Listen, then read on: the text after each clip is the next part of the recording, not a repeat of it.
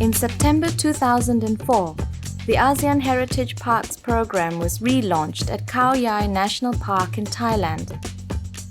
The directors of the ASEAN Parks have gathered to plan their program for the coming years, and the ASEAN co-director of ARCBC, Gregorio Texon, welcomes them to the meeting.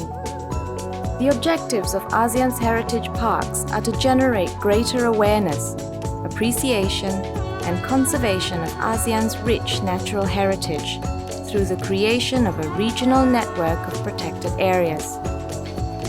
It is hoped that this program will generate greater collaboration between ASEAN countries in the preservation of their common natural heritage. High standards set by the Khao Yai National Park are a benchmark for other parks to strive towards. The morning calls of acrobatic gibbons as they feed in the trees above, and congregations of elephants of the Indo-Chinese forests are a fitting setting for this landmark meeting of minds. The presence of ASEAN Secretary-General, His Excellency Mr. Ong Keng Yong, underlines the importance given to the occasion. I believe that it is important for us to get our ASEAN citizens, our ASEAN non-governmental bodies, our ASEAN government to quickly move on with this initiative of conserving and preserving and protecting our biodiversity heritage. I think we are surprised by the response of the ASEAN countries. They have nominated not just one, in some cases 2, 3, 4 sites. From 11 in the 80s, now we have 27 ASEAN Heritage Parks. We believe this number will grow in the coming years as more and more of our ASEAN member countries become conscious of the need to work and protect certain areas with rich biodiversity value. The ASEAN Heritage Parks cover a wide variety of habitat types and different biogeographic regions. An incredible abundance of life still thrives. Swirling tornadoes of thousands of fish, or a million bats streaming from their cave roosts at dusk to feed on the rich insects that beat the skies at night.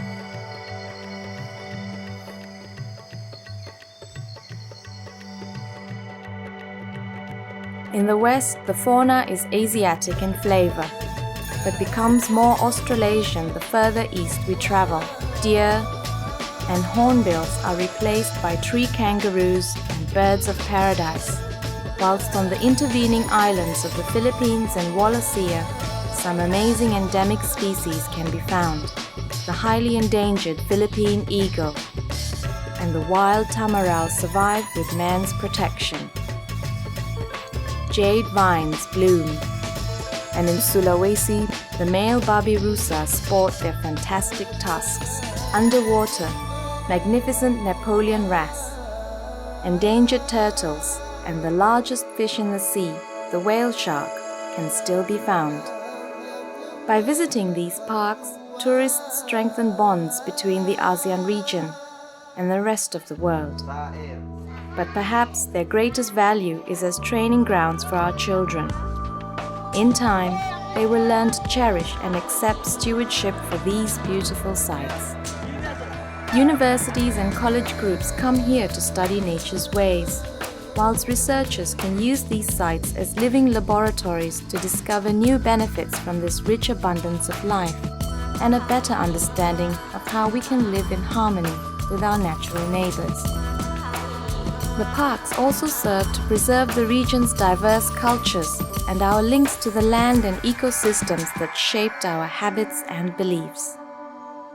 How can one dance the pheasant dance or stalk the shy monkey if they have disappeared, never to return again? To be labelled as an ASEAN Heritage Park is certainly an honour, but also a considerable responsibility. These parks have been accepted on behalf of ASEAN to be showcase examples for the protection of certain habitats and species. It is the country's responsibility to ensure that the best possible level of protection is afforded to the park, and in return, the park will benefit from the assistance of the ASEAN Heritage Parks Program. The ASEAN Heritage Parks Program is a brave venture of leadership and a statement of commitment and collaboration. We are committed to working together in ASEAN to preserve the natural heritage of ASEAN countries. In addition, this program will bring genuine benefits to local communities that live around these parks by raising their standard of living and providing them with a more secure and rewarding future. The ARCBC has achieved much in its first 6 years, and it is now expected to become a permanent ASEAN institution. The enormous challenges for the future lie in improving both the policy and practice of conservation, particularly on broader trans-frontier issues. This is a vast undertaking, but the Centre is not working alone. Its role lies in creating synergy between other programs, sharing information, and inspiring people at all levels. Former Minister Victor Ramos presided over the original creation of ARCBC. The Philippines is one of the 17 megadiversity countries on our planet, and therefore an appropriate center for an ASEAN-wide program for the conservation of its biodiversity. With the establishment of the ASEAN Regional Center for Biodiversity Conservation in 1999, we have been able to define a comprehensive framework for the ASEAN Heritage Parks Program, with which the member nations can identify the value of biodiversity and manage its conservation and preservation. As with the case of the Philippine eagle, with the framework of protection and conservation defined by ARCBC, there is renewed hope that we will see more and more of them flying and soaring again in the Philippine jungles. We are also hopeful that the ASEAN region will be able to maintain and protect its biodiversity for future generations to come. The ASEAN region is one of the richest remaining natural lands left on our planet. However, it will take the dedicated effort and combined will of many different people at every level to conserve this remarkable arena. With the support from the European Union, the ARCBC and the ASEAN Heritage Parks Program, this represents the first steps towards a brighter future, with the nations of this incredible region joined in a combined conservation program dedicated to preserving biodiversity. Together, the ASEAN dream can still be saved. Mankind needs nature, and nature now needs mankind if both are to survive. It's our job to strike the right balance and not destroy the environment for our own short-term greed. This living planet belongs not to our generation, but to our children and their children and future generations to come. We must safeguard and conserve and nurture this precious heritage.